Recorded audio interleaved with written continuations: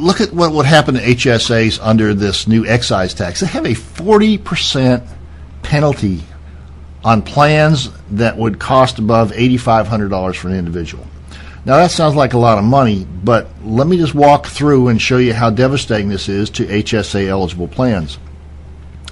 If one wanted to put the maximum HSA funds aside to cover health care costs, in this year, 2010, the maximum amount is $3,050.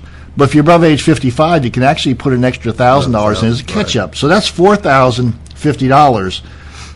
Now you're running up against this $8,500 limit where you don't really want to pay a 40% excise tax. Who in the right mind would want to pay an additional 40% on top of anything else you'd want to be buying that health insurance coverage for?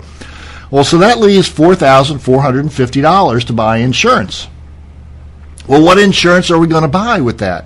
Well, I'm above age 55 and I'll buy an individual policy. It can be fairly expensive at that age, but we don't know what we're going to have to buy. Again, there's no definition of what the coverage is and what gets included.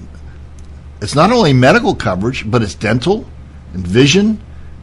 And we really don't know at this point whether it's going to include any disability coverage, long-term, short-term. There's all sorts of coverages that might be included once they finally write the regulations. So it's not going to be very difficult for an older person to have the insurance premium costs above $4,450, which means basically, again, you're squeezing down how much money you could put into an HSA. So again, you're limiting the potential of HSA. Right. So you'd run up against this limit. You wind up paying an extra 40%.